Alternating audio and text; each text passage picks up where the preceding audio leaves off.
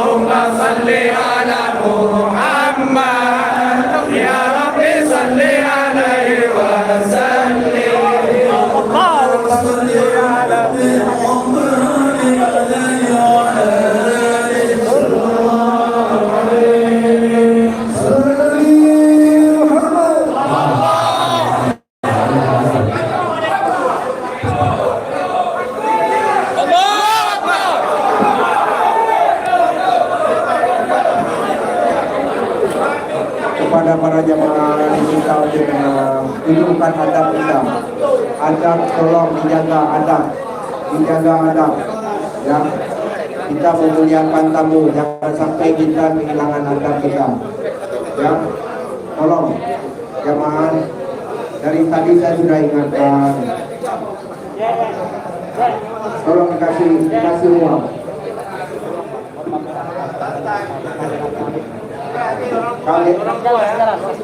Tolong. Yang mana kameranya? Nah, ini. Di depan.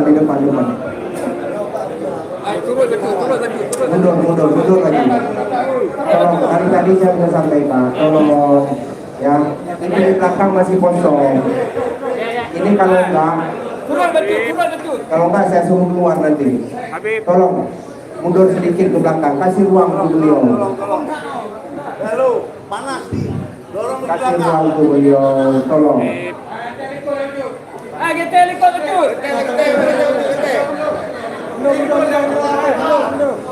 Tolong. Penjelasan itu yang mungkin belum keluargaan masih ada dengan di itu.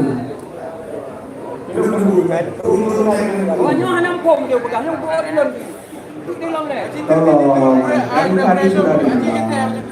Tolong mundur sedikit lagi, kenapa? Kan kelihatan juga.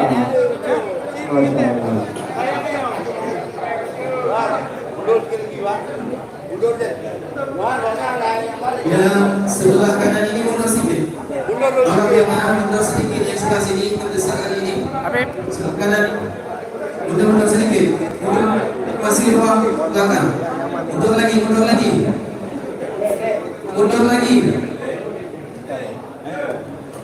Lagi mundur terus.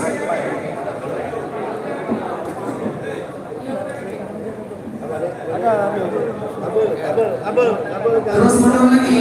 Para jamaah mohon pengertiannya. Mundur lagi.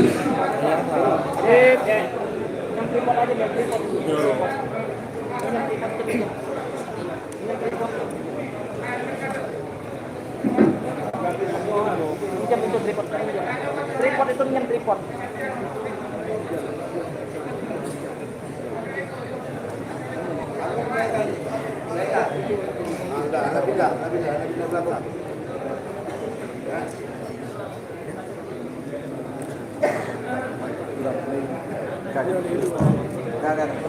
Assalamualaikum warahmatullahi wabarakatuh.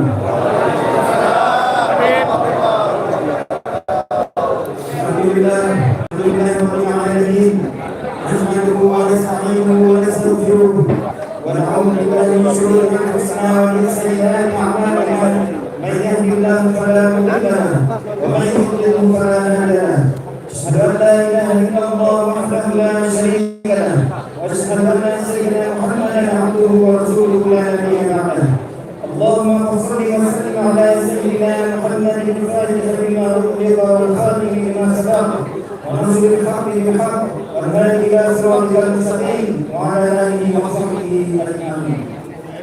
Alhamdulillah, kita syukur pada sama-sama senantiasa kita mengucapkan kepada Allah Subhanahu wa taala. Pada berbahagia ini kita semua telah diangkat untuk menghadiri acara memperingati Isra' Rasulullah Sayyidina Muhammad sallallahu alaihi wasallam. Mereka sama-sama senantiasa dikasihkan kemuliaan yang besar Muhammad sallallahu alaihi wasallam. Sahabat beliau sekalian, para tabi'in, para ulama yang bakal jadi orang terakhir. Hadirin yang Allah, kami mohon sangat perhatian kepada seluruh jemaah sekalian untuk dapat berlaku tertib terlebih lagi di rumah Allah Subhanahu wa taala, dan mohon kepada para jemaah untuk dapat duduk yang tertib. Baiklah, untuk menghemat waktu, berhubung sekarang sudah menunjukkan pukul 11, marilah sama-sama langsung kita mendengarkan tausiah yang akan disampaikan oleh kita bersama Bagaimana Al-Habib Baharuddin Smith. Kepada Bagaimana kami persilakan dengan segala hormat. Kepada para hadirin akan duduk.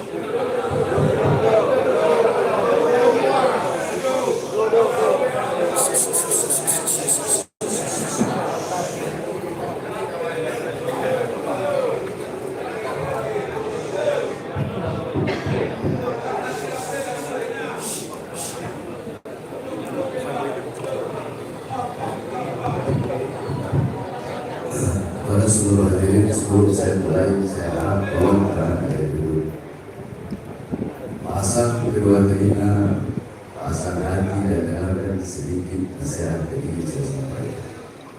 Walaupun sedikit, berarti insya Allah bermanfaat.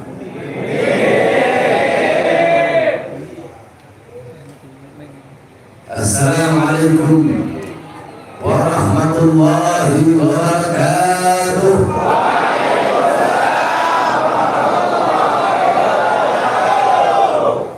Alhamdulillah biwali sultan al-wadih al-burhan al-maksud fi wujud karamuhu wa ihsanuhu. Allahumma salli wa sallim wa barik wa karrim wa alim ala nur al-anwar wa sirr al-asrar wa diryan al-adyan wa miftah bab al-yasar sayyidina maulana Muhammad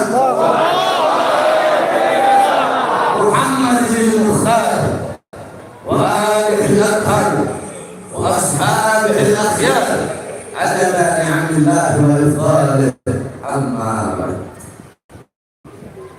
Saya muliakan segenap para alim ulama, para habaib, para tuan-tuan guru, para pemimpin daya, para tokoh masyarakat, segenap aparat pemerintah, wabil khusus sesepuh kita Abi Dawud yang saya cintai dan saya muliakan, segenap pengurus daripada masjid Tengku Dianjung, Masjid Tengku Dianjung atau Masjid Al-Habib Abu Bakar bin Husain bin Fadli. Saya cintai dan saya muliakan segenap panitia peringatan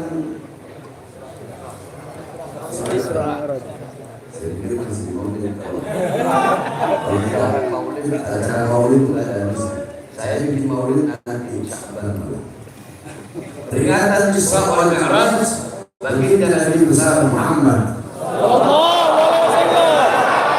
beserta seluruh hadirin hadirat bapak-bapak ibu-ibu, khususnya para pemuda-pemudi Kota Banda Aceh yang yang selalu dimuliakan oleh Allah Subhanahu wa taala. Alhamdulillah.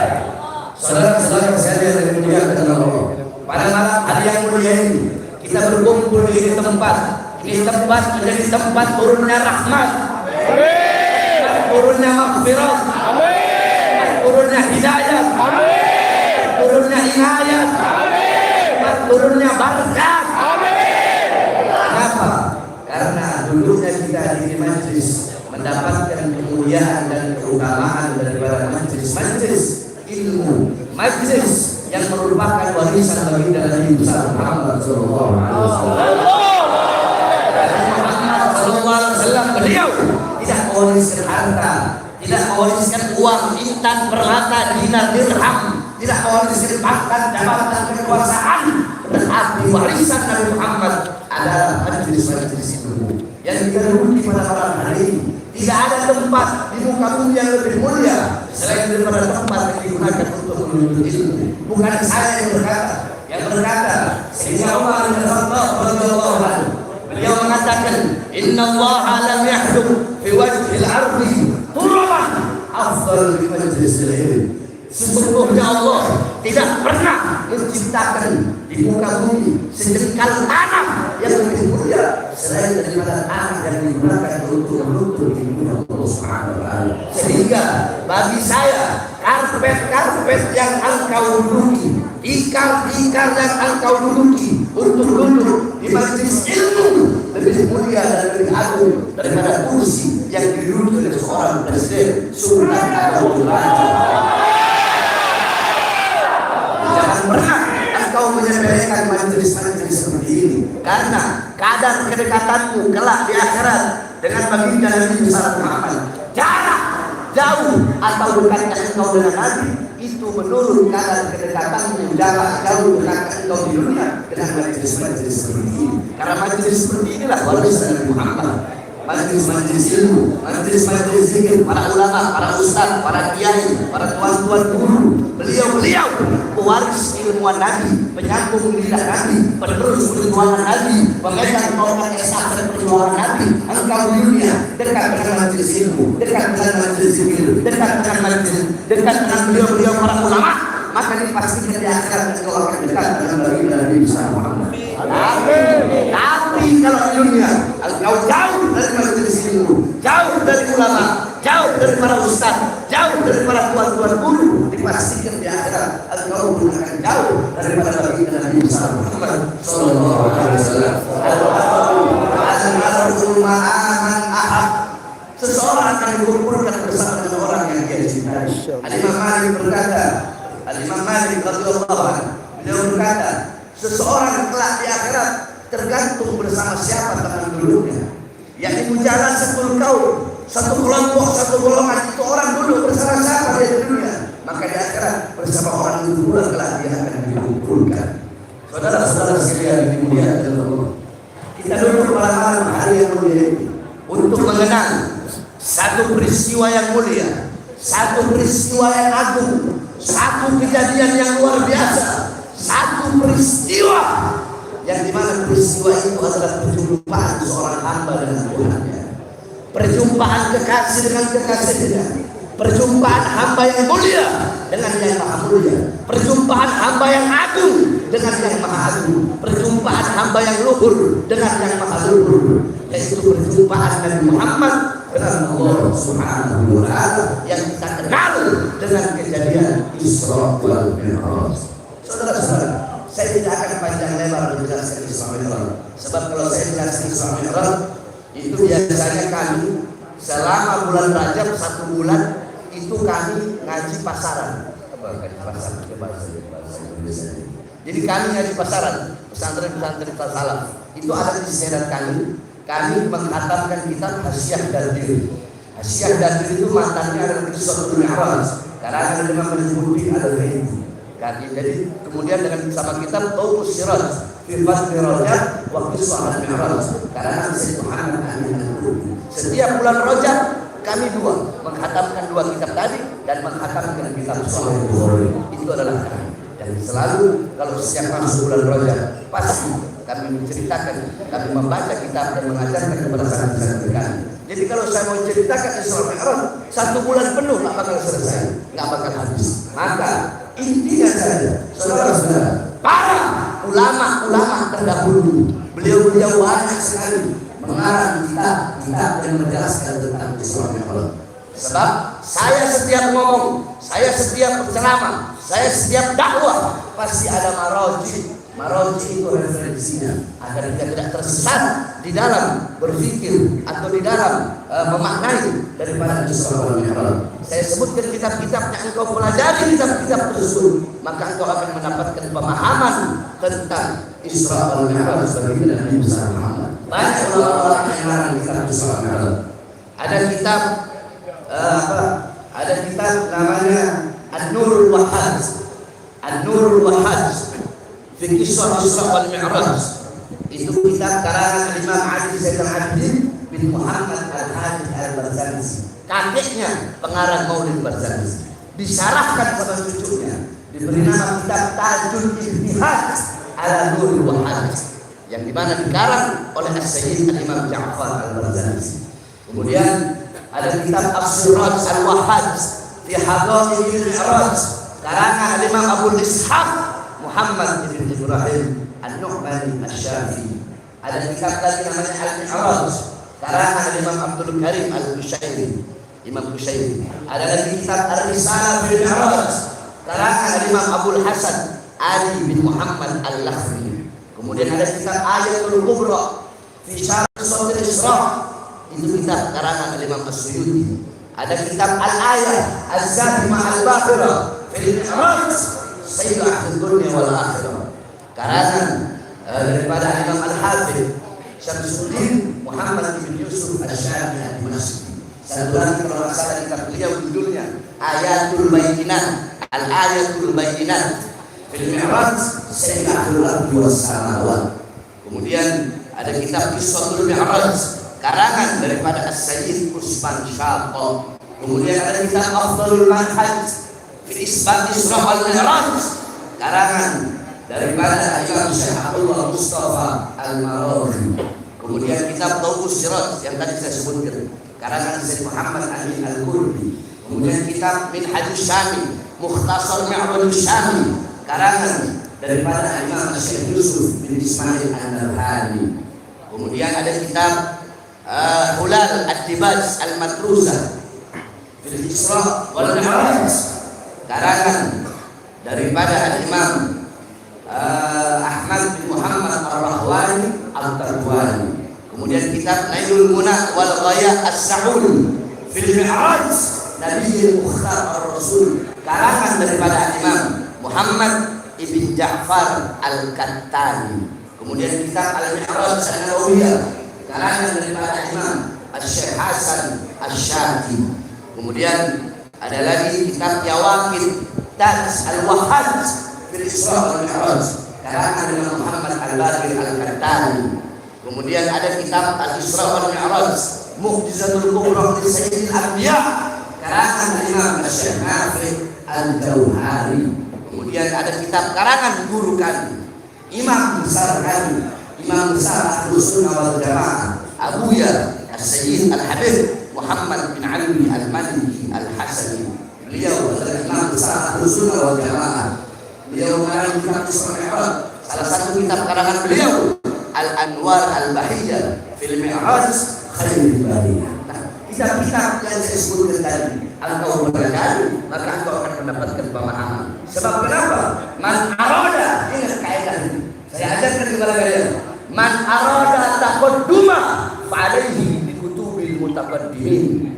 Faman arada ta'akhkhura fa'alaihi bi kutubil mutaakhirin. Kalau kalian ingin maju, pemikiran kalian pengen maju, pengen berada di depan, pengen luas, pengen ilmu banyak, pengen ilmu barokah, hendaklah berpegang teguh kepada kitab-kitab ulama-ulama terdahulu. Tapi kalau kalian pengen terbelakang, pengen mundur, dapat pemahaman yang sedikit, maka belajarlah kitab-kitab dari Islam. Loh, kok bisa tuh? Ya, ulama zaman dulu sama ulama zaman sekarang ngarang kitabnya tidak sama.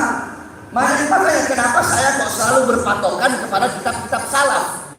Itu pertanyaannya. Kenapa? Keikhlasan keikhlasan hati mereka di dalam mengarang kitab tidak sama dengan para ulama-ulama salaf. Satu contoh, Al-Imam Ibn Ruslan. Siapa yang tak kenal beliau? Siapa yang tak kenal kitab beliau? Seluruh dayak-dayak di Aceh mungkin pelajari, seluruh pondok-pondok pesantren mempelajari kitab itu. Kamu tahu, beliau mengkhatamkan itu kitab, itu matan Zubat, itu nazom Zubat. Beliau selesai, beliau khatamkan di atas laut. Setelah selesai, beliau buang.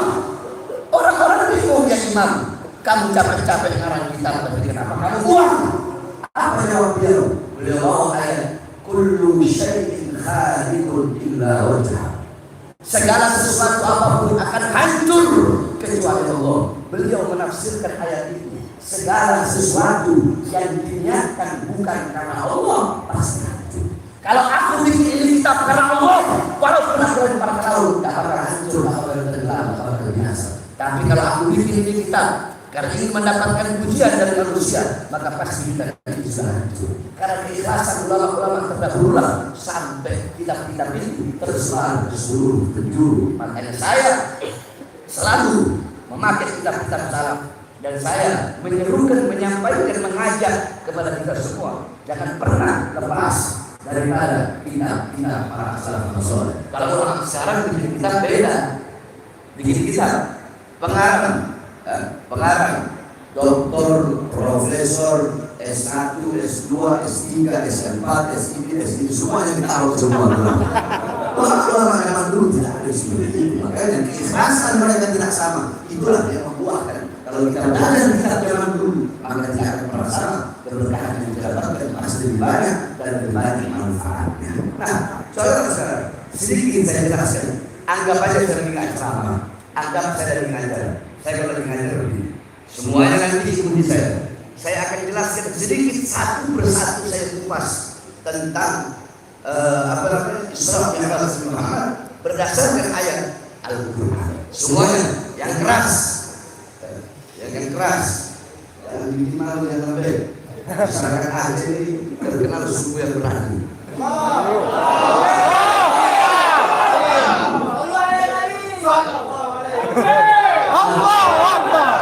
Aceh ini nggak bisa dikuasai Belanda, nggak bisa dikuasai Jepang. Makanya orang Aceh itu berani-berani. Makanya jangan lembek. Kalau lembek berikuar. Jangan siap semuanya ikut saya. Siap yang keras. Siap ngaji. Ngaji dulu.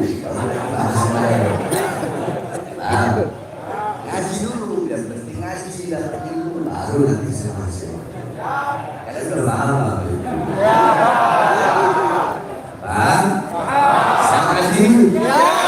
Bismillahirrahmanirrahim. Subhanalladzi asra bi'abdihi lailan ilal masjidil haram ilal masjidil aqsa. Pertama saya bahas subhana. Saudara-saudara, kenapa Allah Subhanahu wa taala mengawali dengan kalimat tasbih yaitu subhana? Itu pertanyaan. Yang harus kalian tahu, ayat Quran atau hadis atau apapun, apapun, kalau pakai kalimat subhana dengan nggak pakai kalimat subhana, itu maknanya tidak sama. Entahkah itu menceritakan tempat, entahkah menceritakan kejadian, entahkah menceritakan waktu, entahkah menceritakan sosok. Kalau pakai subhana dan nggak pakai subhana, itu maknanya tidak sama. Contoh, kalau Allah menceritakan kejadian nggak pakai subhana, berarti itu kejadian biasa. Allah menceritakan tempat nggak pakai subhana, tempat biasa. Kalau pakai subhana bukan biasa, tapi maknanya luar biasa. Sama kayak ini aja ayat Quran, kalau pakai inna sama enggak itu lebih kuat dari pakai ini. Nah, ini peristiwa Isra Mi'raj, Allah SWT mengawali dengan kalimat subhana. Apa maknanya? Subhana bermakna tanzih, yakni tanzihullah min kulli su'. Subhana bermakna barah, barakatulillah min kulli su'in wa nafsin wa syarrin wa kaza wa kaza wa kaza. Subhana itu maknanya adalah mensucikan Allah, membersihkan Allah, membebaskan Allah dari segala macam sifat-sifat keburukan, dari segala macam keburukan. Ini Isra Mi'raj, kejadian yang masuk akal. Karena ini kejadian yang masuk akal, makanya Allah awali dengan kalimat Subhana, untuk Allah ingin menunjukkan bahwasanya tidak ada yang mustahil bagi Allah. Kalau Allah tidak mampu memperjalankan Nabi Muhammad SAW, perjalanan yang harusnya dilalui selama berbulan-bulan, tapi perjalanan itu hanya dilalui sesaat daripada waktu malam. Kalau Allah tidak bisa, berarti Allah punya kekurangan. Makanya Allah pakai kalimat Subhana untuk menguatkan bahwasanya tidak ada yang mustahil bagi Allah, dan kejadian itu adalah kejadian yang luar biasa. Paham? Paham? Subhana, paham? Lanjut, subhanalladzi asra. Asra, maha suci zat yang memperjalankan. Ada fi'il, ada fa'il, ada maf'ul. Nah, asra memperjalankan. Kalau ada, saya tanya, coba jawab ya. Kalau ada yang mempermainkan, berarti ada yang dipermainkan. Kalau ada yang mempertontonkan, berarti ada yang dipertontonkan. Fa'il maf'ul gampang, daya-daya dan baru masuk dan belajar. Nah, di sini asra memperjalankan. Siapa yang memperjalankan? Jawab. Allah. Siapa yang memperjalankan? Siapa yang memperjalankan? Kalau ada yang memperjalankan, yaitu Allah, berarti ada yang diperjalankan. Jawab. Siapa yang diperjalankan? Siapa yang diperjalankan? Nah, ini maknanya apa? Berarti Isra Mi'raj itu bukan kemauannya Nabi Muhammad, bukan keinginannya Nabi Muhammad, tapi keinginan Allah, kemauan Allah. Nabi Muhammad nggak jalan sendiri, nggak, tapi Allah yang memperjalankan Nabi Muhammad. Kenapa, saudara-saudara? Karena pada tahun tersebut adalah Amul Hazan, tahun kesedihan bagi Nabi Muhammad. Karena di tahun yang sama, paman yang beliau cintai yaitu Abu Thalib, paman yang beliau cintai Abu Thalib, dan istri yang beliau cintai Sayyidatina Khadijatul Kubra wafat di tahun yang sama, sehingga tahun tersebut dinamakan tahun kesedihan. Allah ingin menggembirakan hati kekasihnya, menghibur kekasihnya, menyenangkan kekasihnya. Karena Allah tahu dan Muhammad sedang bersedih, makanya Allah berjalankan dengan perjalanan Isra wal Mi'raj. Lanjut, subhanalladzi asra bi'abdihi. Bi'abdihi, ya, Allah memakai makna abd. Allah tidak sebut Nabi Muhammad, tapi Allah sebut abd. Satu makna takrim, satu maknanya takriman wa tasyrifan wa ta'liman lin Nabi sallallahu alaihi wasallam. Maknanya abd di sini yang pertama, Allah memuliakan, mengagungkan dan menghormati baginda Nabi Muhammad dengan sebutan hamba. Yang kedua, al-abd di situ bimakna jasad wal ruh. Nabi Muhammad Isra Mi'raj dengan jasad dan juga ruh. Sebab ulama berbeda pendapat. Al-ulama yang pakai hadis riwayat Sayyidatina Aisyah radhiyallahu anha, yakni Rasulullah Isra Mi'raj fil manam, cuma ruhnya saja, jasadnya enggak. Kalau pakai hadis Sayyidatina Aisyah. Tetapi ada ulama yang mengatakan Nabi Muhammad Isra Mi'raj bil jasad wal ruh, jasadnya juga, ruhnya juga. Sebab kenapa? Di situ abd, hamba. Saya tanya, hamba di situ siapa? Nabi Muhammad bukan? Nabi Muhammad kan? Nabi Muhammad hamba yang utuh. Yakni apa maksudnya? Yakni ra'a bi'adatil 'ain, sami'a bi'adatil 'udhun, yamshi ma sya'a yamshi bi'adatil rijlain, syaqa bi'adatil qalb. Hamba yang utuh itu adalah hamba yang melihat pakai alat mata, mendengar pakai alat telinga, berbicara pakai alat lidah, menyentuh pakai alat tangan, merasa pakai alat hati, yang disebut hamba, jasad dan ruh. Kalau jasad dan ruh berarti kan melihat pakai mata. Kalau cuma ruh saja nggak mungkin di situ pakai abad. Tetapi subhanalladzi asra bi ruhi. Sebaliknya, kalau cuma jasad saja tanpa ruh, maka itu mayat. Subhanalladzi asra bi mayyit. Tetapi di situ dipakai abad. Apa maknanya abad? Al-abad, hamba yang utuh dengan jasad dan juga ruh, langsung yakotan, dalam keadaan sadar, dalam keadaan terjaga. Ra'a azizul wahab bila Nabi Muhammad berjumpa langsung dengan Allah tanpa ada sedikit pun penghalang. Sampai-sampai para ulama itu berdebat. Tahu apa debatnya? Siapa yang lebih mulia? Apakah Rasulullah? Apakah sendalnya Rasulullah? Sendalnya Rasulullah atau lebih mulia malaikat Jibril? Malaikat Jibril tidak pernah berjumpa langsung dengan Allah.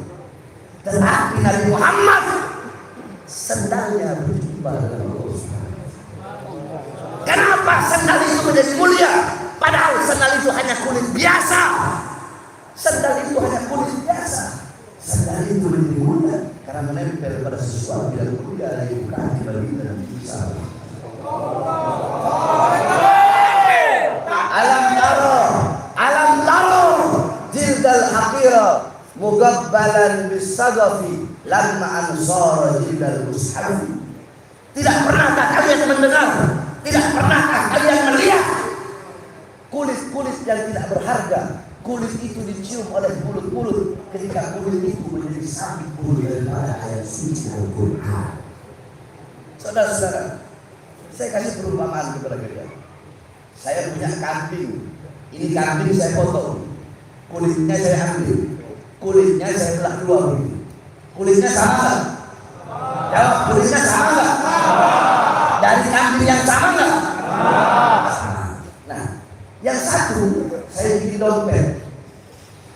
Yang saya bikin dompet boleh nggak saya taruh di bawah? Boleh nggak? Saya buang. Saya lempar tempat sampah. Saya bakar. Saya gunakan. Saya ludahin. Yang satu saya bikin sampah. Saya jadikan sampulnya ayat suci Al-Quran. Boleh taruh? Boleh digunakan? Menyentuhnya boleh nggak pakai wudhu?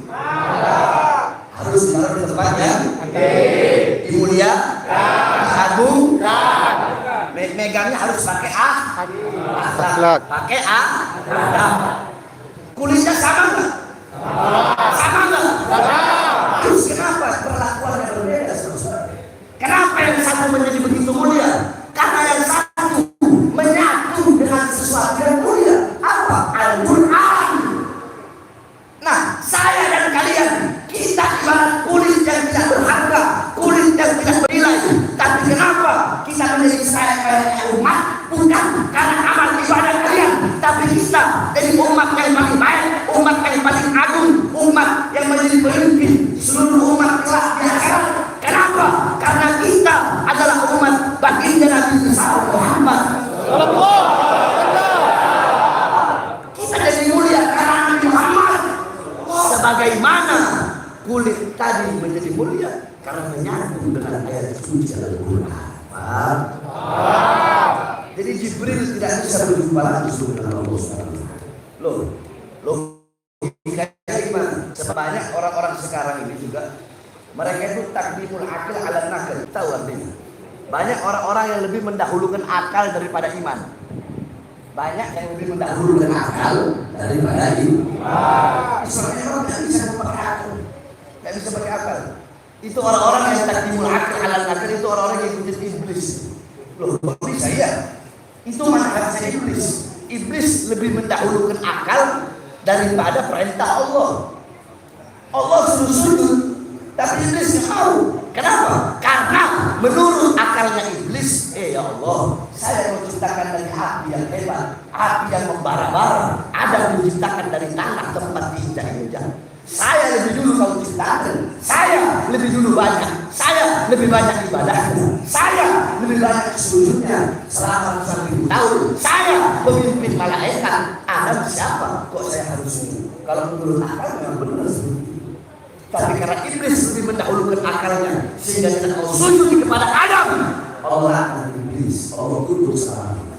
Kan'an, putra Nabi Allah Nuh, menurut akalnya kalau saya naik ke atas gunung yang tinggi itu gak mungkin banjir itu sampai ke gunung. Tapi kalau saya naik kapal bapak saya Nabi Nuh, bisa saja kapal itu terguling. Benar masuk akal. Akhirnya apa? Kan'an celaka. Jadi terkadang saudara kita harus mendahulukan iman daripada mendahulukan akal. Tapi yang apa? Saya kasih contoh yang masuk akal. Kok bisa Jibril tidak bisa berjumpa dengan Allah, tapi Nabi Muhammad bisa berjumpa dengan Allah? Saya kasih perumpamaan biar kalian paham. Matahari, tahu matahari? Andaikan bumi sampai ke matahari, hancur nggak? Hancur nggak? Planet ada nggak bisa sampai ke matahari? Nggak bisa, nggak ada yang bisa sampai ke matahari. Yang bisa sampai apa? Ketika matahari terbit, dia mengeluarkan cahaya. Ketika dia mau terbenam, cahayanya kembalian kepada matahari. Jadi yang bisa sampai kepada matahari adalah bagian dari cahaya matahari itu sendiri. Jibril Allah ciptakan dari cahaya, tapi Jibril bukan bagian dari cahaya Allah. Sedangkan Nabi Muhammad Allah ciptakan dari cahaya, dan Nabi Muhammad adalah bagian dari cahaya Allah. Sehingga yang bisa kembali berjumpa langsung dengan Allah adalah bagian dari cahaya itu sendiri, yaitu bagian dari besar Muhammad. Apa dalilnya? Dalilnya An-Jabir bin Abdullah Al-Ansari radhiyallahu anhu ya Rasulullah, ya wa ummi fi al-amal syai'an Allah ta'ala qarana Jabir inna Allah khalaqa al-asya nura nabiyyika Muhammadin sallallahu alaihi wasallam min nurih. Makhluk pertama yang Allah ciptakan adalah cahaya Nabi besar Muhammad yang Allah ciptakan dari cahaya Allah Subhanahu wa taala. Nabi Muhammad Isra Mi'raj dengan jasad dan juga ruh. Subhanalladzi asra bi 'abdihi, terus lailan. Lailan itu dalam ilmu nahwu itu isim nakirah dengan tanda tanwin. Kalau isim alifat tandanya pakai alifat al-lail. Jadi beda. Saya sudah bilang kan, anggap aja saya lagi ngajar. Al-baitu pakai alif lam enggak? Isim alif. Isim alif. Al-baitu. Rumah itu. Rumah itu rumahnya keliru ini, warnanya putih. Rumahnya 2 tingkat. Rumah itu di depan rumahnya ada taman. Itu artinya. Jadi jelas. Tapi kalau baitun isim apa? Baitun rumah di sana. Warna apa rumah itu? Tingkat apa? Enggak tahu, enggak jelas. Nah, di sini kenapa pakai lailan? Ada maknanya kan? Dimakan taklim full dari Isra. Maknanya adalah penyedikitan daripada waktu 1 malam. Jadi kalau pakai alif lam jelas Nabi Muhammad Isra malam itu. Tapi karena di situ isim nakirah itu membuktikan, mengartikan bahwasanya Nabi Muhammad Isra Mi'raj bukan 1 malam itu. Tidak ada yang tahu. Bisa jadi 1 jam, bisa jadi 1 menit, bisa jadi 1 detik. Wallahu a'lam. Karena di situ pakai isim lagi. Paham? Kalian kadang-kadang takut ini. Saya kemarin dibujuk sama Habib Haji, kadang itu bujuknya udah kayak istri bujuk suami. Ayo kalau saya datang saya bisa digantung sama orang-orang. Karena saya baru selesai ceramah dari Bali, Lombok. Tapi ya karena masyarakat saya juga udah lama nggak ke Aceh. Paling kali tahun kemarin bilang saya kalau di Belanda kan baru kali di Belanda. Alhamdulillah senang saya bisa berada di Belanda. Terus besok pagi saya jalan-jalan ke Sabang. Sebab katanya Sabang lebih indah dari Bali. Ini betul. Terus saya pengen ke satu daerah, namanya Langno. Mas Dani. Loh iya, saya mau cari istri yang mata biru. Biar di Aceh ada bahar-bahar miskin yang dengan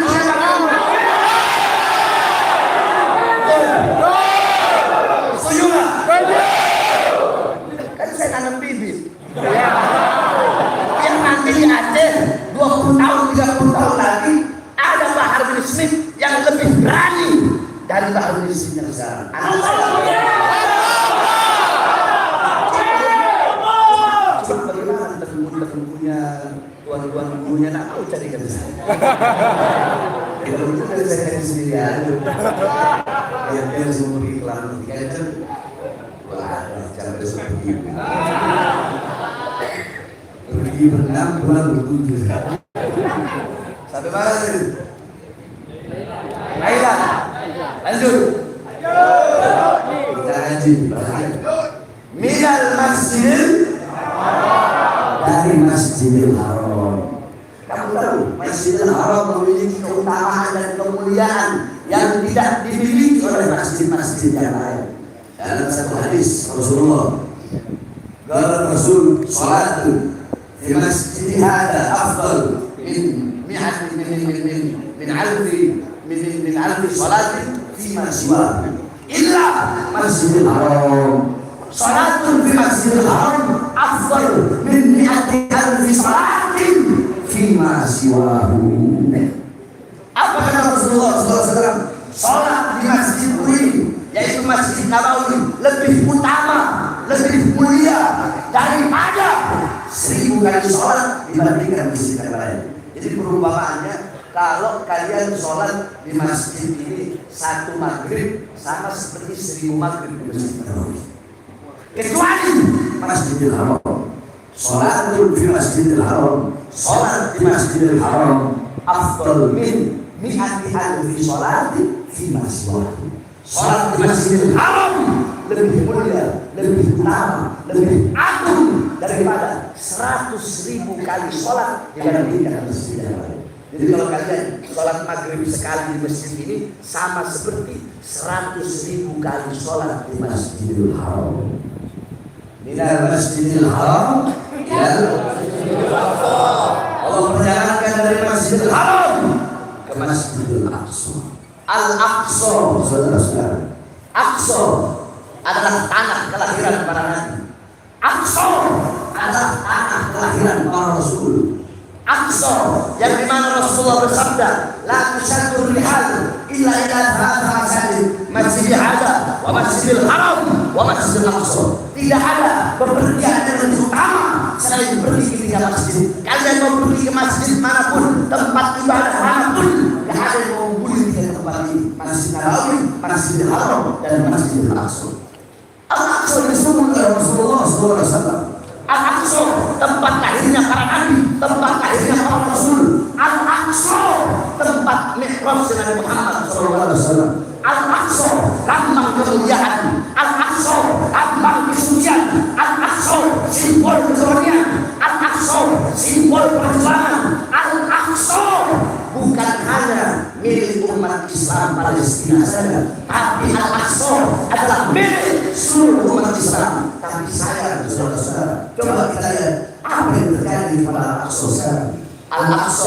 Al-Aqsa dikuasai oleh penjajah Israel. Ta'atullah. Saudara-saudara sekalian yang dimuliakan oleh Allah Subhanahu wa taala. Kalau ada orang yang hatinya merasa biasa-biasa saja dengan penjajahan-penjajahan yang dilakukan oleh Israel terhadap rakyat masyarakat Palestina, maka itu orang yang pantas disuruh umat Nabi Muhammad SAW. Mau dia ustadz, mau dia kiai, mau dia habib, bagi saya kalau kiai, habib biasa-biasa saja dengan apa yang terjadi di Palestina. Itu ustadz bangsa, kiai bangsa, habib bangsa. Bukanlah Rasulullah SAW bersabda, masalul mu'min masalul jasad, fi tawadduhi wa ta'atuhi wa tarahumihim masalul jasad, idza ishtaka min hukul tada'a Perumpamaan orang mukmin dalam saling tolong-menolong, dalam masih, dalam menyayangi, dalam saling peduli, bagaikan satu jasad. Kalau ada sebagian anggota tubuh yang merasakan sakit, maka seluruh anggota tubuhnya pun akan merasakan sakit. Saya tanya, kalian kalau sakit gigi, cuma gigi yang sakit? Enggak ya? Seluruh badan kita merasakan sakit. Nah, saudara-saudara, air mata rakyat Palestina itu pun air mata kita. Kalau kita punya iman, penderitaan mereka, penderitaan kita, darah mereka, darah kita. Mereka yang kehilangan anak-anaknya sama seperti kita kehilangan anak-anak kita. Mereka yang kehilangan harta bendanya sama seperti kita kehilangan harta benda kita. Bayangkan selama 70 tahun Israel Yahudi datang ke sana, ke Palestina, cuma modal kolor, bahkan sendal mereka nggak pakai. Mereka diterima sama umat Islam Palestina. Kurang apa Israel Islam? Tetapi makin hari makin jadi, mereka makin menginjak Islam. Mereka bunuh anak, mereka bunuh perempuan, mereka jaga Israel. Al-Quds tidak ada lagi kumandang azan, tidak ada lagi sujud. Nah, kita sebagai sama umat Islam, sebagai sama umat yang mukmin, apakah kita hanya akan diam saja? Oleh karenanya saudara-saudara sekalian yang berdoa Allah, kalau kalian pengen tahu apa itu keberanian, apa itu keberanian, kalian lihat kalau anak-anak kalian umur 6 tahun, 7 tahun sibuk pegang handphone, anak-anak Palestina umur 6 tahun, umur 7 tahun, mainan mereka adalah batu mereka pegang. Siapa lawan mereka? Lawan mereka tank Israel. Lawan mereka sergadu sekarang Israel dengan senjata lengkap. Cuma lawan satu anak kecil, dua modalnya. Satu, batu di tangan kanannya. Dua, adalah semangat yang kuat untuk memerdekakan Palestina dan Al-Aqsa. Dan yang ketiga, modalnya adalah teriakan Allah.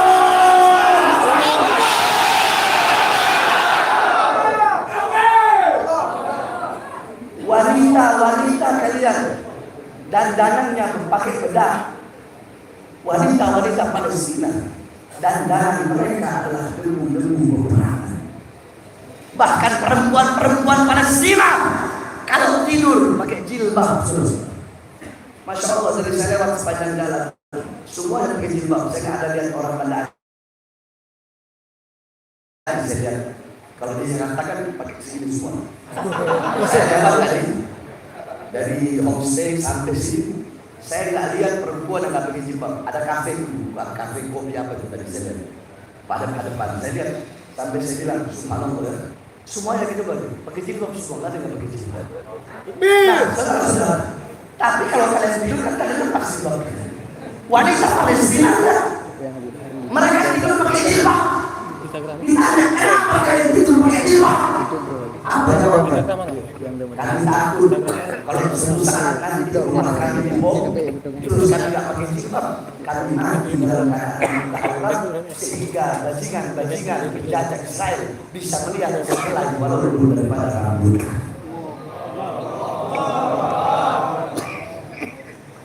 Oleh karenanya kalau kita tidak bisa bantu, tidak bisa berjuang bersama-sama, setidaknya harta tidak bisa, setidaknya doa nggak bisa, setidaknya jangan rela. Saya lihat Ustadz Kiai hadir, segitu banyaknya, ada puluhan ribu di Indonesia, cuma bisa dihitung pakai jari yang bahas Palestina. Betul? Makanya kenapa kemarin waktu kejadian tempat saya itu dihitung lawan Manguni Makasiau itu, ya, ketika perang itu, maka dikeluarin bendera Israel, mereka ambulan. Di dalam ambulan itu ada anak kecil, ada perempuan-perempuan, mereka serang. Dari pihak kami cuma satu yang masuk rumah sakit. Dari pihak mereka ada yang mati, saudara. Kita perang, kita berjuang di sini. Nah, kenapa? Karena aksi dalam Palestina, saudara. Itu di sana yang dimana muslim kami adalah minoritas. Sekarang saya bertanya masyarakat Aceh yang mayoritas muslim, tanah Islam di Mekah, banyak para ulama dan daerah. Berapa kali dikasih oleh Palestina? Ada? Ada yang begini? Berapa kali?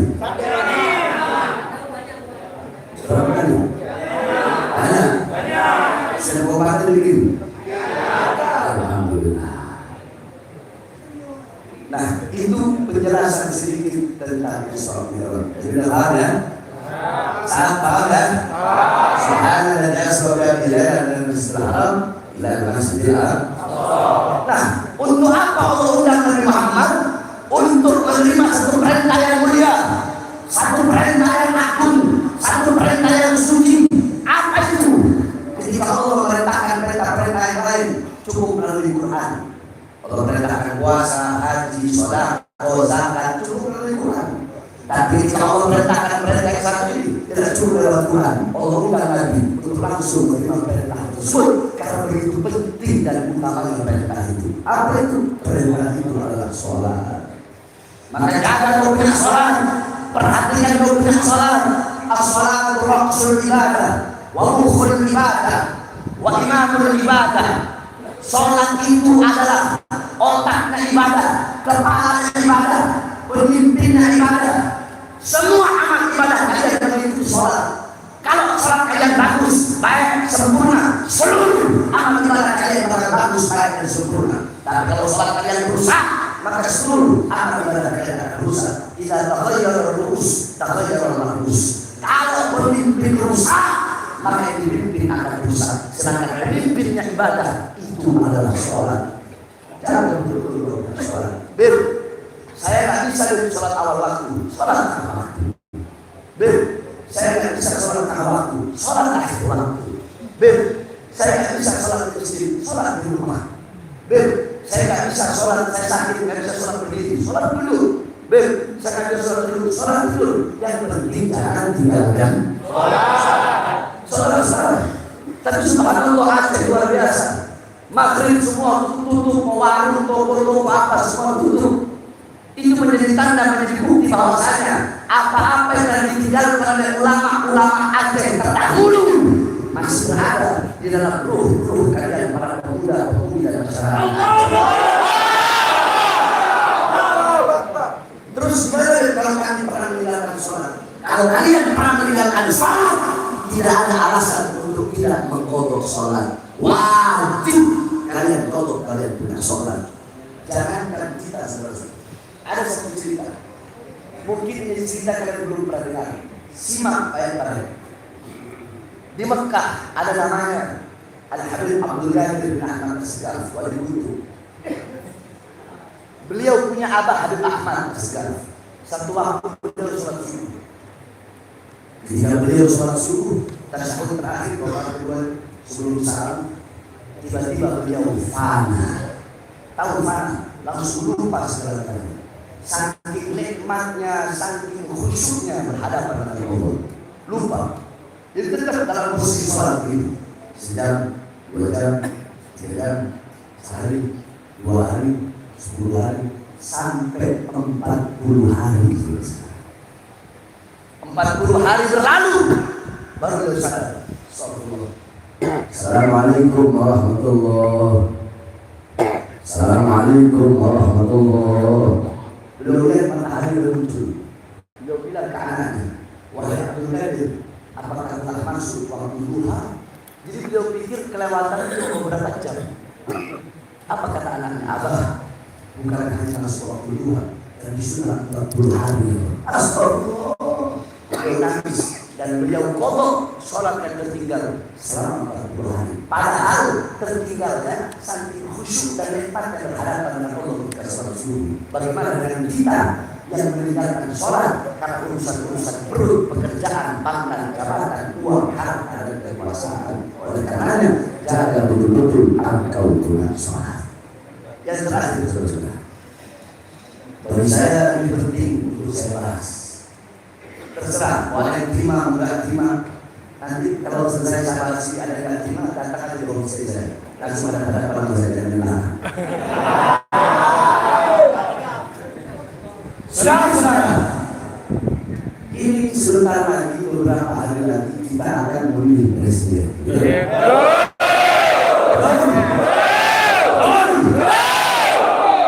Saudara-saudara, ikuti saya lagi. Kita ngaji lagi. Ada dalilnya bukan enggak?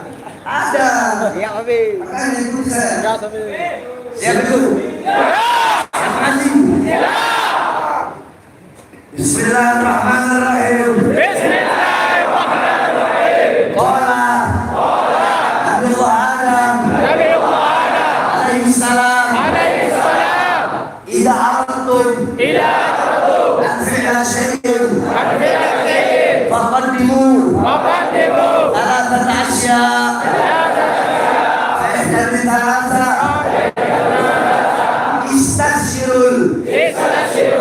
Istashirul akhyar. Nabi Adam alaihissalam berkata, wahai manusia, jikalau kalian ingin melakukan hal apapun, perkara apapun, perbuatan apapun, pilihan apapun, maka sebelum melakukan itu lakukan 3 perkara. Salah satu dari 3 perkara itu hendaklah kalian bermusyawarah dengan orang soleh dan para ulama, minta pendapat ulama, minta nasihat ulama, minta pandangan ulama.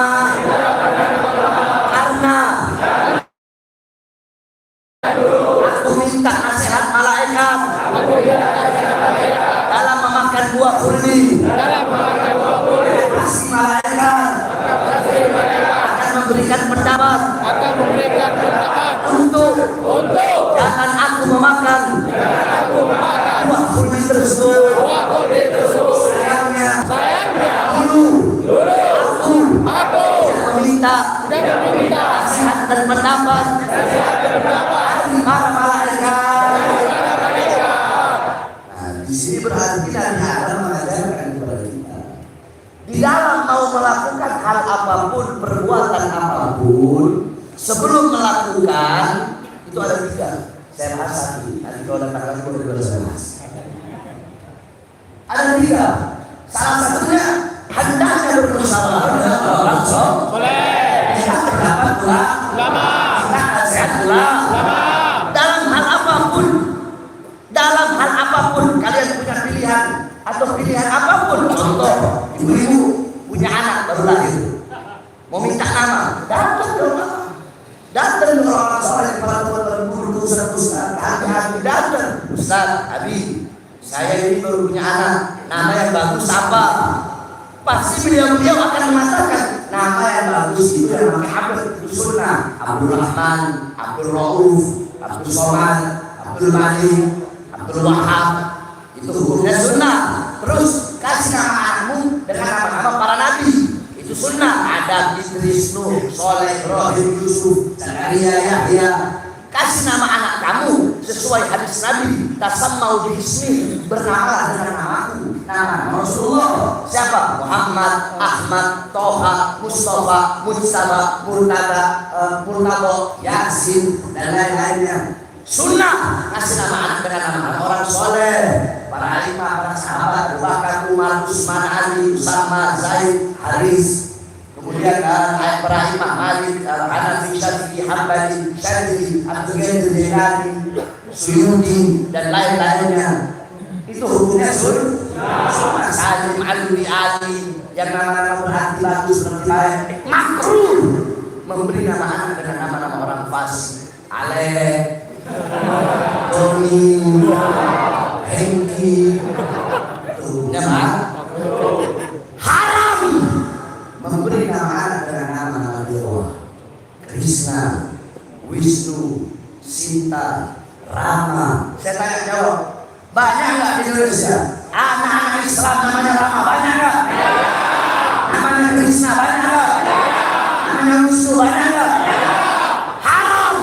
Kenapa? Karena orang tuanya goblok, nggak mau minta pendapat ulama, nggak mau minta nasihat ulama. Coba tanya di Aceh, kira-kira ada nggak nama dia? Bilang nggak ada. Ada di mana? Ada kan?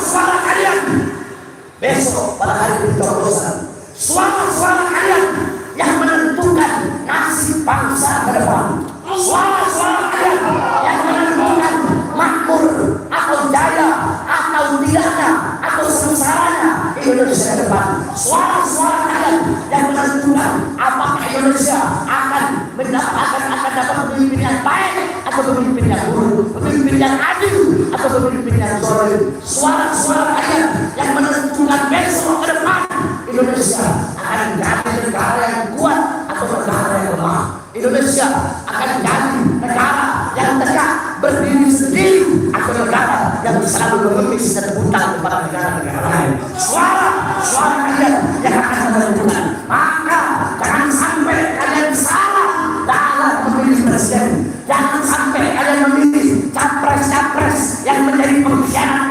bangsa. Saudara-saudara, jangan kalian pilih capres yang pengkhianat, yang tak setia, yang tak amanah. Kalau ulama saja dikhianati, bagaimana dengan bangsa dan rakyat? Saudara-saudara,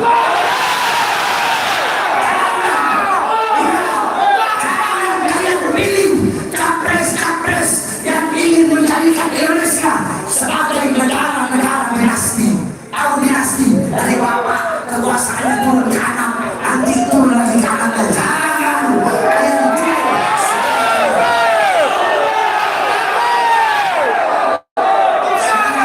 Masyarakat Aceh mau jual suaranya, banyak rakyat Aceh bisa disokong, bisa disuap, bisa dibeli.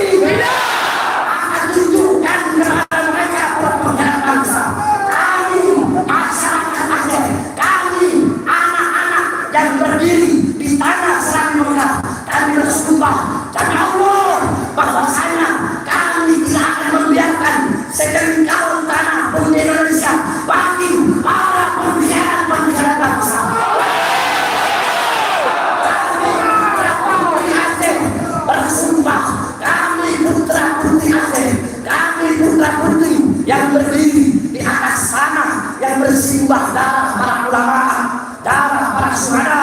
Kami bersumpah kami akan menyampaikan kebenaran melawan kezaliman. Kami putra-putri Aceh akan berada di barisan paling depan melawan kezaliman sampai titik darah penghabisan.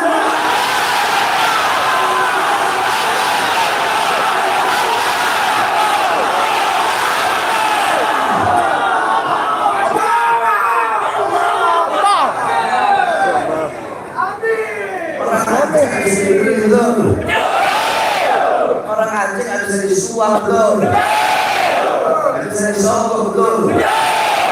Sekalipun ada ya paling 1, 2, 3 orang.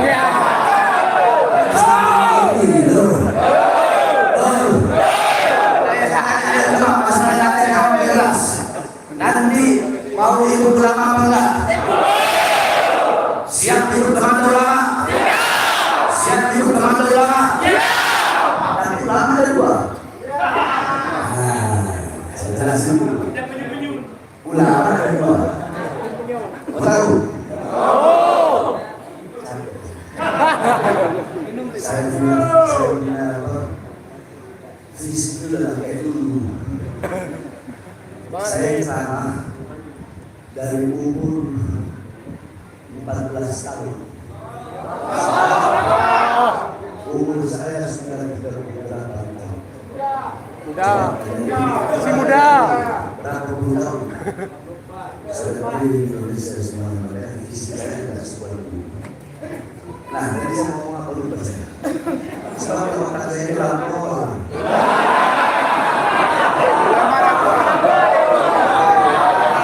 Ulama itu ada 2. Yang pertama, yang satu, ada ulama yang lurus, ulama yang istiqomah, nggak bisa dibeli, nggak bisa disuap, nggak bisa disogok, tidak pernah mengkhianati umat, nggak punya kepentingan apa. Yang kedua, ada ulama-ulama anjing, ustaz-ustaz anjing, kiai anjing, habib anjing. Kenapa saya bilang anjing? Kan saya Saya sedang mengatakan sesuatu, saya ada. Saudara-saudara, kamu tahu anjing setia? Setia kan? Setia kan? Bahkan kalau kamu punya anjing, kamu kasih makan anjing kamu, itu anjing tahu nggak kamu bersihkan? Tahu nggak kamu kuatnya? Dia bakal tinggalkan kamu? Kebanyakan dia bakal tinggalkan kamu? Suatu saat kamu nggak ada makanan, itu anjing dari makan buat kamu. Itu anjing. Nah, ada ulama, Allah kasih anugerah apa? Ilmu. Allah kasih anugerah, karunia, hadiah ilmu, amanah dari Allah. Tapi alimun alladzi yaj'alu hikmahu tabi'an li ra'yil muluk. Ulama besar jadi habib yang dimana ilmu mereka jadikan untuk mengikuti kemauan para penguasa. Penguasa mau yang halal jadi haram. Coba Ustaz Kiai Habib, ini gimana caranya halal jadi haram? Mereka bakal cari-cari dalil bagaimana caranya yang halal jadi haram. Coba Ustaz Kiai Habib, ini halal nih, coba ini halal dong. Mereka akan mencari-cari dalil bagaimana caranya yang halal disebut menjadi halal. Nah, saudara-saudara, saya tanya, mereka khianat nggak sama Allah? Khianat nggak sama Allah? Nanti ulama apa? Lebih anjing dari anjing. Anjing itu setia. Berarti lebih anjing dari anjing. Bukan babi. Lebih mulia bangkai babi dari ulama seperti itu. Bukan babi dan bangkai yang lebih mulia. Sekarang sudah ada dari mana? Turun sampai anjing. Turun sampai anjing. Saya datang masyarakat Aceh. Jawab semua keras. Waktu tsunami harus berisi data Aceh.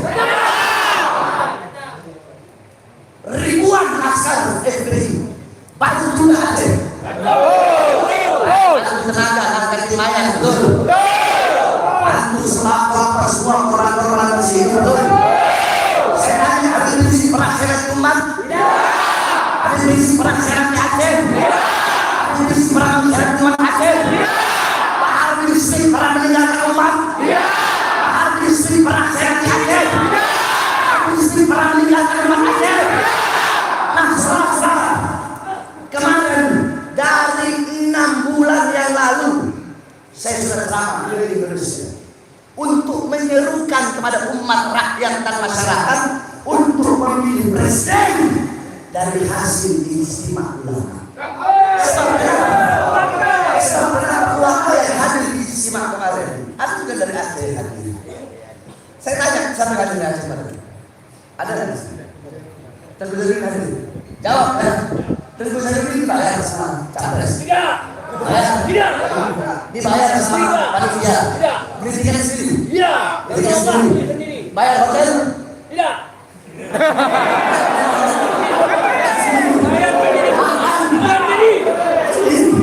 Ulama dari Indonesia semua beli tiket akan bayar sendiri.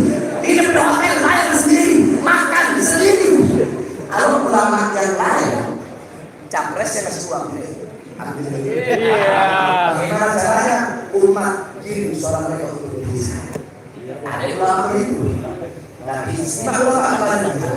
Kami semuanya sendiri. Saya dari 6 bulan yang lalu udah dihitung-hitung itu saudara-saudara. 6 bulan saya ceramah di sampai bulan ini perkiraan itu sekitar 8 juta suara. 7.800.000 sekitar 8 juta suara yang akan diperoleh itu cuma saya, belum nanti dari yang lain-lain. Yang dimana itu untuk capres hasil ijtima ulama. Nah, kemarin ijtima ulama itu ada ahlul halli wal aqdi, banyak kalau saya menjelaskan. Intinya kemarin para ulama berkumpul bermusyawarah. Bukankah ulama kewajibannya ya'muruna bil ma'ruf, menyerukan kepada kebaikan? Iya kan? Ulama pasti ngasih kalian yang terbaik. Nggak mungkin selesai ulama-ulama yang lulus itu menyesatkan, nggak mungkin. Nah, kemarin di situ ada tukar pendapat, ada debat, ada berpikir. Kita lihat kalau tiga-tiganya baik, siapa yang Anies, Prabowo, siapa yang kalau tiga-tiganya baik, maka kita pasti akan memilih yang paling baik. Kalau tiga-tiganya baik, nggak mungkin kita pilih tiga-tiganya. Pasti ada salah satu kan? Kalau tiga-tiganya baik, akan dipilih yang paling baik. Anggap tiga-tiganya bangsa. Kalau tiga-tiganya bangsa, maka yang dipilih yang paling ringan kebangsaan. Yang dipilih yang paling ringan keburukannya. Kita lihat juga track recordnya mereka bagaimana. Dulu bagaimana mereka? Apakah ada yang jahat? Siapa yang pernah berkhianat di antara tiga itu?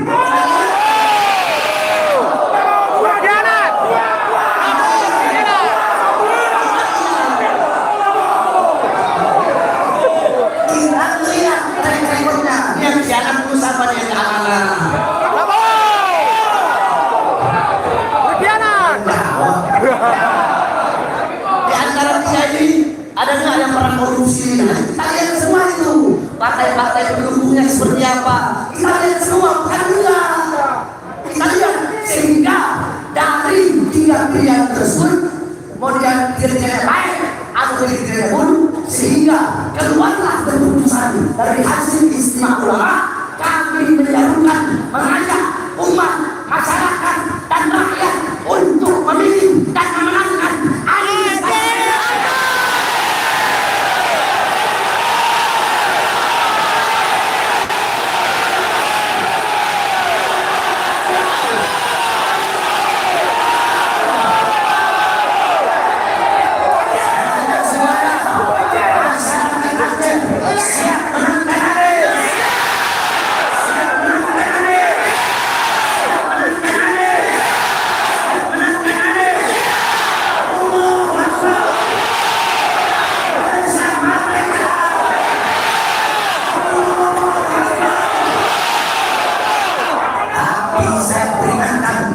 Saya peringatkan, wahai Anies Baswedan, wahai Anies Iskandar, kami akan sekuat tenaga untuk memenangkan kalian dalam pemilihan. Tetapi kalau nanti kalian jadi Jokowi, kalau kalian jadi presiden dan wakil presiden, terus kalian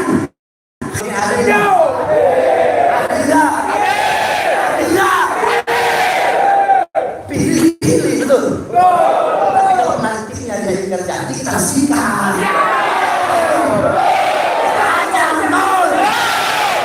Jangan fanatik buta. Fanatik buta itu pintar ngomong, tutup mata, tutup telinga. Kesalimannya tidak didorong kalau bahas ada. Walaupun saya menurunkan umat pilih Anies, kalau nanti dia jadi khianat, baru Yusuf akan lawan dia di kursi presiden.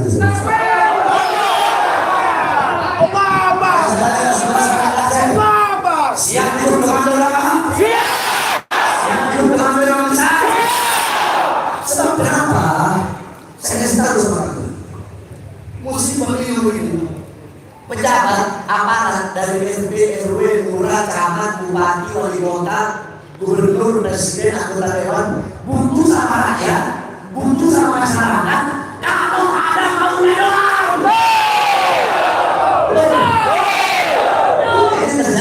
Betul.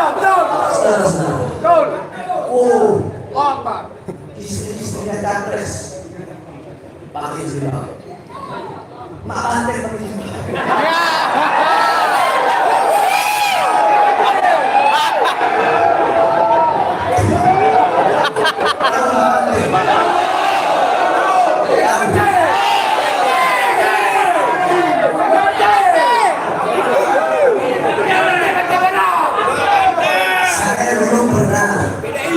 saya dulu pernah dilaporin.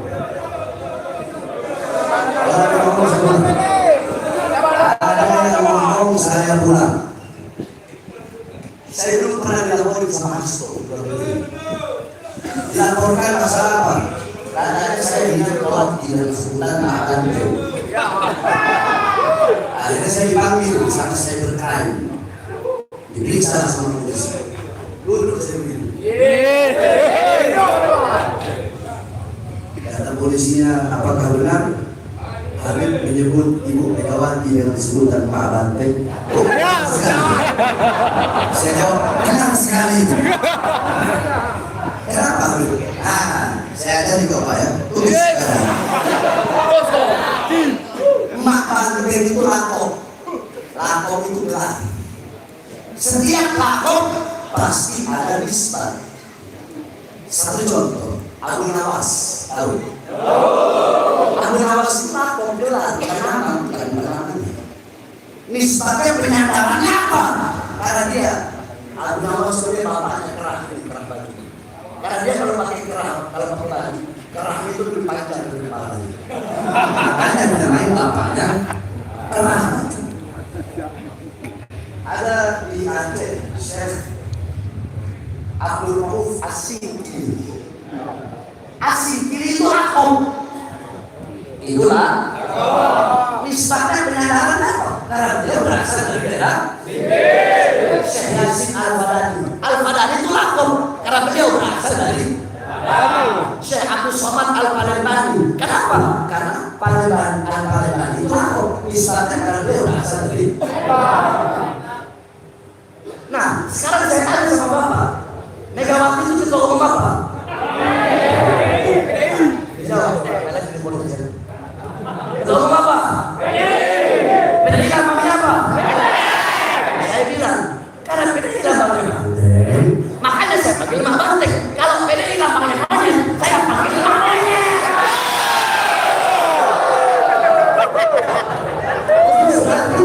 SBY, ya SBY, partainya lambang apa? Mercy. Berarti bapaknya Mercy. Abu Rizal Bakri, Beringin. Berarti bapaknya Beringin.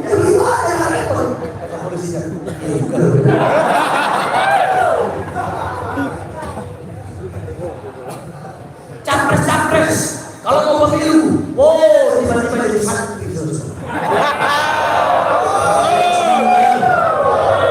Datang mudah-mudah pesantren, Ustaz, kiai, Habib, ya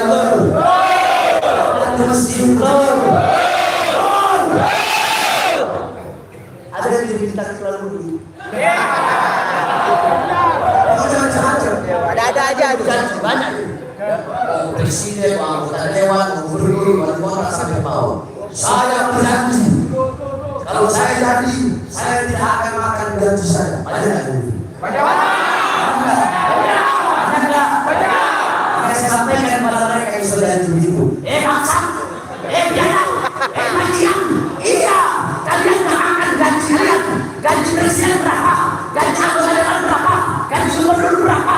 Gaji 60 juta, 70 juta, 40 juta. Memang kalian tak makan, tapi yang kalian makan triliunan harta bangsa dan rakyat Indonesia. Saya berjanji memakmurkan rakyat. Saya berjanji mensejahterakan rakyat. Rakyat mana yang makmur? Rakyat mana sejahtera? Pengangguran makin banyak. Tenaga kerja dari Cina yang makmur, perusahaan-perusahaan Cina, Amerika, perusahaan-perusahaan asing. Kita bangsa dan rakyat Indonesia menjadi budak di negara kita sendiri. Makanya saya tanya, ketidakadilan seperti ini lawan membiarkan.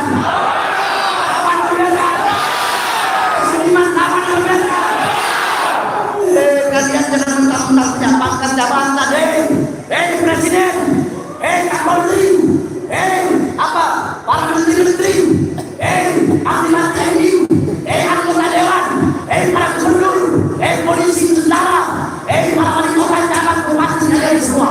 Jangan bangga dan jabatan kalian. Kalian jangan seenak-enaknya kepada bangsa, kepada rakyat, seenak-enaknya kepada rakyat. Rakyat asal sipil, kalian tolongkan senjata, serahkan senjata kalian berasal dari keringat dan darah rakyat. Kalau tolongkan senjata itu mau bisa tolongkan senjata. Polisi, kalau ada polisi tolongkan senjata ke masyarakat sipil yang nggak bersalah, itu namanya polisi goblok.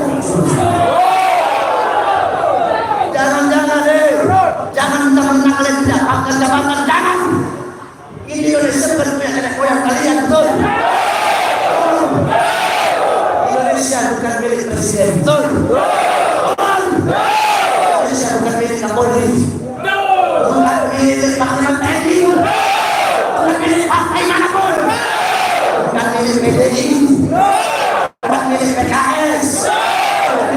Demokrat, pilih PKB, pilih Nasdem, pilih apa lagi?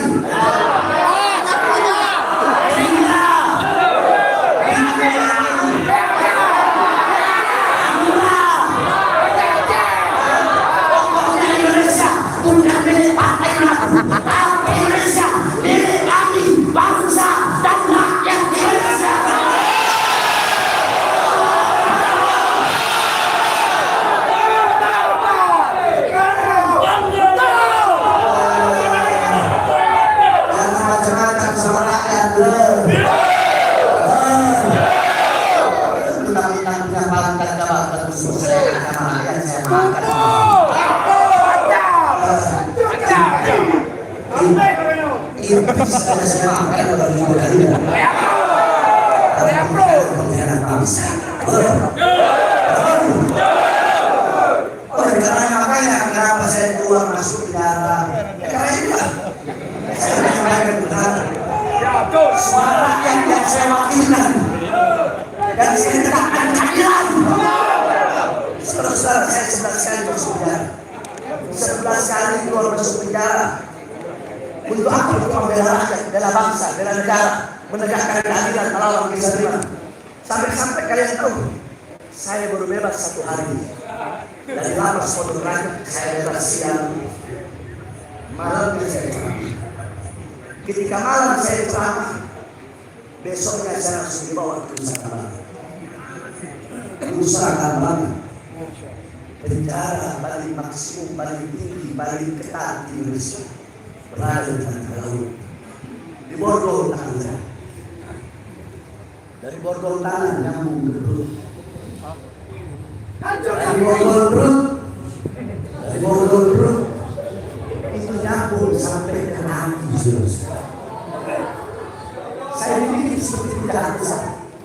Kalau kalian lihat sudah ini dulu dari borgol seperti itu, kalian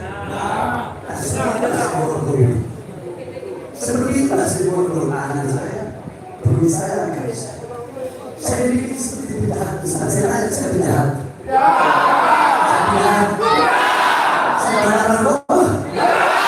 Saya masih uang rakyat. Saya merugikan negara. Kalian mau tahu gara-gara apa saya diperlakukan seperti itu? Gara-gara apa? Gara-gara ceramah saya. Apa isi ceramahnya? Waktu itu lagi PSBB, saudara-saudara. Lagi PSBB.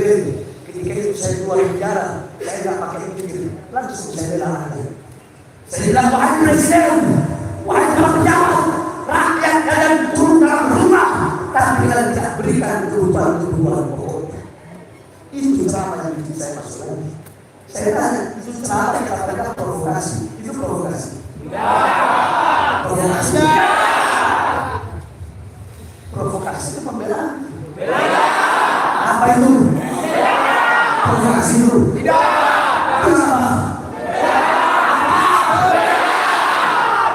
Yang kedua saya bilang, hei Presiden di Jakarta, warung-warung kecil milik pribumi yang ada di Jakarta dan di sekitarnya, warung Batak, warung Aceh, warung Sunda, warung-warung kecil kalian paksa tutup, tetapi mall-mall dan perusahaan asing tetap buka di masa corona. Yang ketiga saya bilang, pengangguran lagi banyak-banyaknya di Indonesia di masa corona, tapi tenaga kerja dari Cina tetap kalian mencuri ke daerah Papua. Salah saya ngomong. Salah.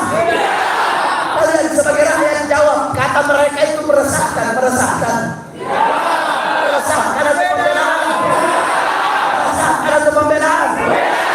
Saya tanya masyarakat Aceh, terwakilkan tidak? Terwakilkan tidak? Tapi gara-gara itu, saya ditahan lagi, dipenjara lagi, diborgol tangan perut dan kaki saya. Kenapa? Karena saya adalah rakyat yang susah, rakyat yang di lapangan,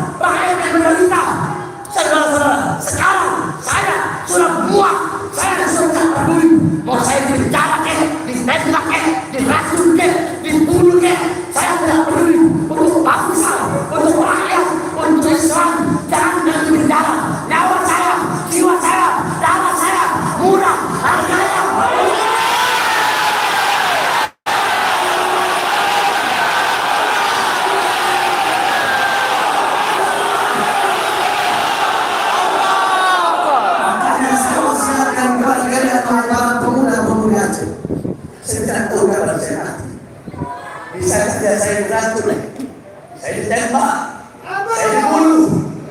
Berjanji kalian, kalau nanti saya mati berjuang di jalan Allah untuk membela bangsa Islam dan rakyat berjanjilah. Berjanjilah kalian. Jangan pernah kalian padamkan api-api perjuangan yang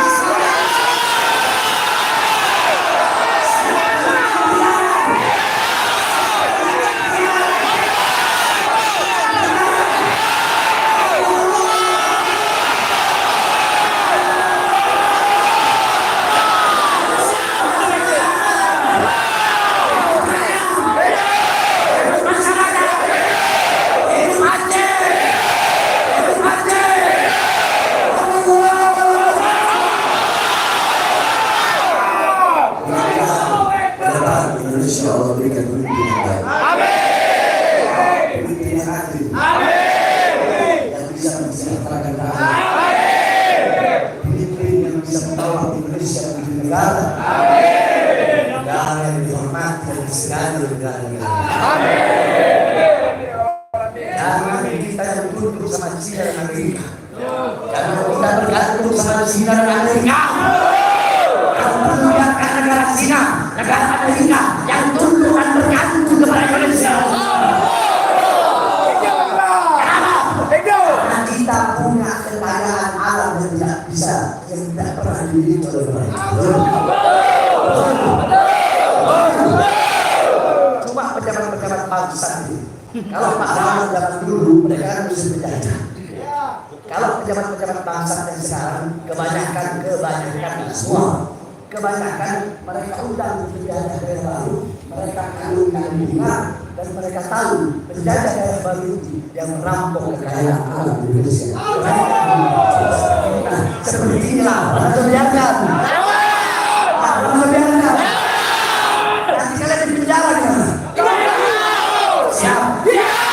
Penjara, di penjara, dibunuh, tembak.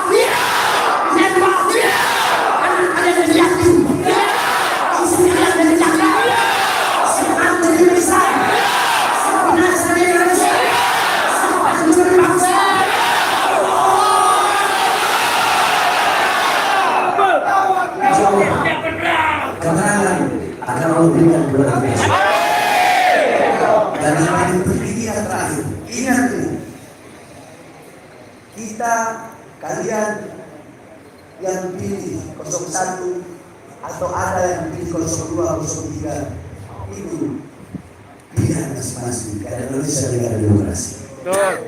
Yang penting jangan saling menghina, menghujat dan mencaci maki. Yang 03 jangan, yang 02 jangan, kalian yang 01. Yang penting jangan menghina, jangan mencaci, dan jangan saling memaki. Apa senjata khas? Yang penting nanti pemilu jangan curang. Kalau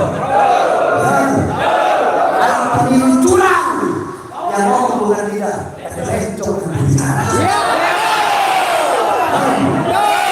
Kalau pemilu curang, rencong yang bicara.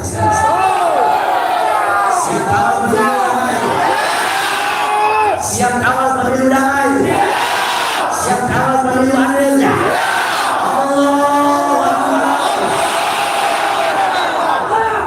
Terakhir sebelum saya tutup, terus lanjut sampai subuh. Saya tidak penyakit jantung karena kardiopati. Kardiopati itu apa juga sampai. Jadi biasanya langsung saya rasain. Karena waktu disebutkan insyaallah. Amin. Allah ini berantakan kami. Amin. Amin. Amin.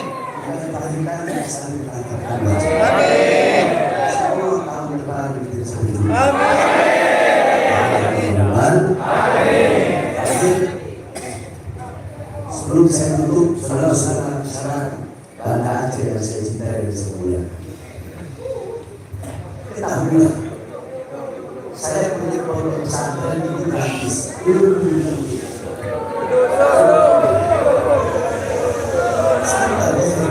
Saya datang itu jarang-jarang bisa dilakukan itu sangat slow.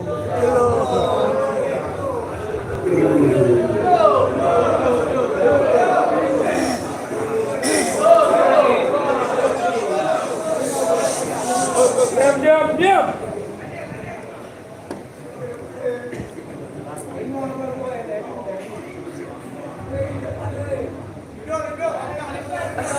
Saudara sekalian yang dimuliakan Allah Subhanahu wa taala. Saya punya pondok pesantren. Itu kan gratis. Kenapa? Karena saya lihat banyak pondok-pondok pesantren sekarang ini. Pondok-pondok pesantren sekarang biayanya mahal. Kasihan anak-anak yang susah, pengen dan pesantren saya gratis. Banyak anak Aceh pondok ini. Dan anak-anak Aceh pesantren saya itu saya jadi bagian keamanan. Dan dalam pos 1, pos 2, pos 3 itu semua anak Aceh. Jadi kalau saya bilang jangan masukkan siapapun yang mau bertemu sama saya kecuali sudah koordinasi. Mereka tahan mau siapa yang kabar musuhnya mereka. Kalau anak kan itu bisa ada punya. Tapi kalau anak Aceh yang mau bertemu saya itu, saya bilang apa? Saya bilang nyawa saya kasih. Dan katanya jangan terjadi nyawa. Andaikan belum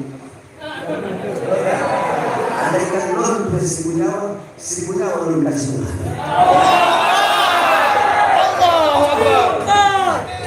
Duit Aceh udah banyak, manis Aceh.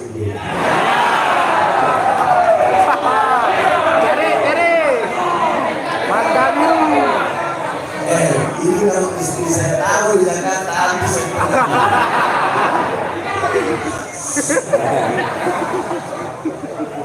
Jadi karena pesantren saya gratis dan saya haramkan pesantren saya itu ikhtiar kehadiran saya pribadi saya ini untuk tidak mau menerima haram jalan sebagai orang tua yang Allah.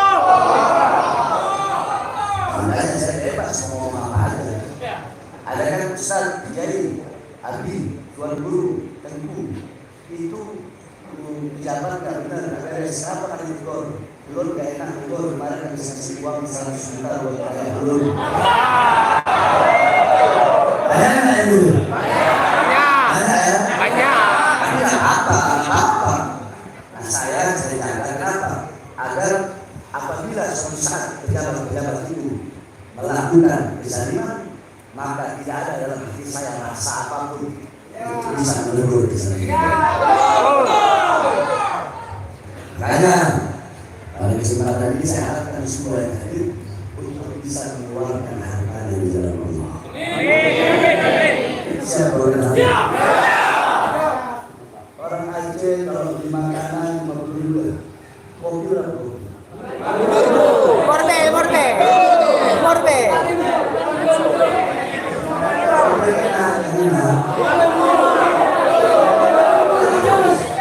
Kalau di kafe makan dulu.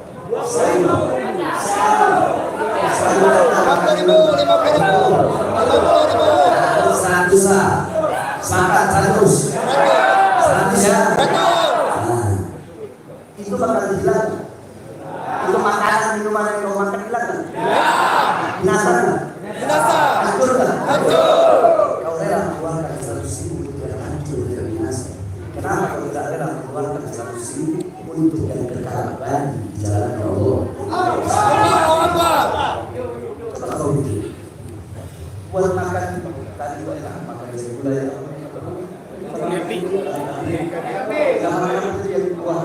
Wah belakang.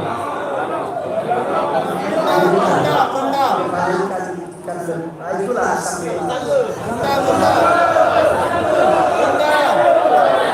Asam keluar. Untuk itu aja kalian rela mau 100 masa buat masyarakat. Sambil kita menyanyikan Rasulullah. Nanti dia jelaskan tolong dalam sholat jangan cuma jamaah. Ada tuan gurunya, beliau katanya tuan guru Masya Allah di Sunda, tapi beliau punya abah, punya ayah besar, beliau juga. Kemudian semuanya tuan guru datang terus.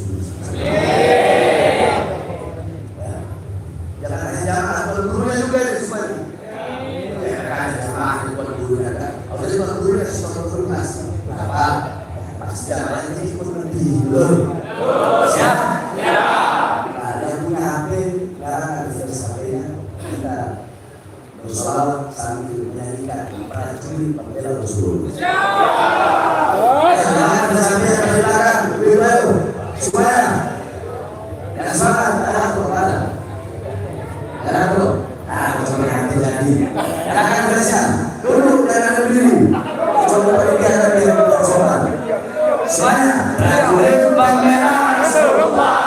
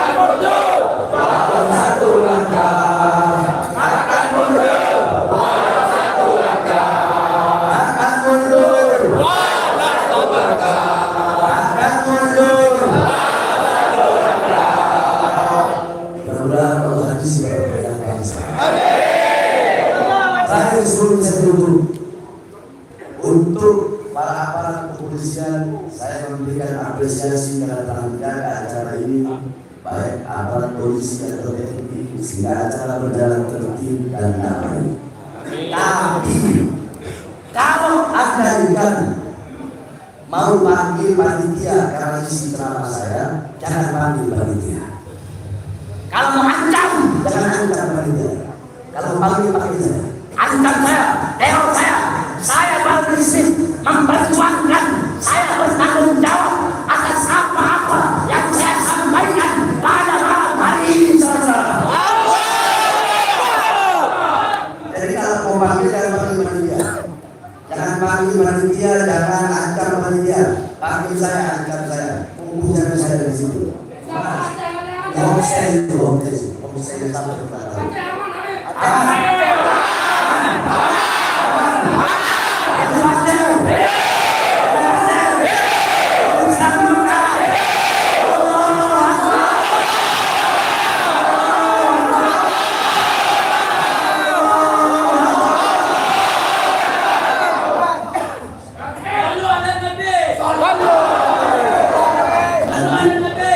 Allahumma salli ala tolong kasih jalan kalian. Dan saya tolong kasih jalan cukup ya. Dan kalau salah kalian boleh ya. Ini saya dapat sampaikan. Jangan lupa duduk semua sampai menerima dan doa. Assalamualaikum warahmatullahi wabarakatuh. Assalamualaikum warahmatullahi wabarakatuh.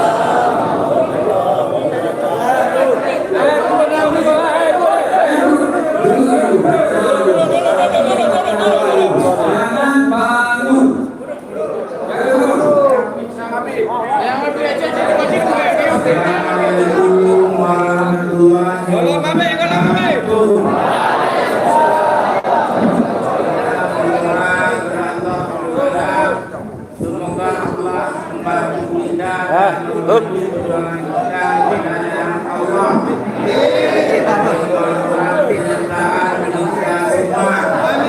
Dan diterima hasil pekerjaan ini. Semoga Allah menerimanya.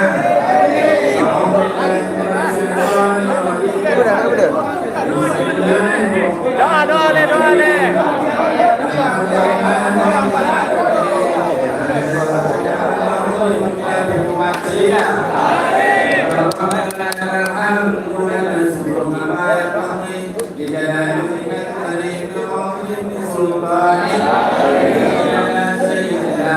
Kita baca doa akan buat orang ini.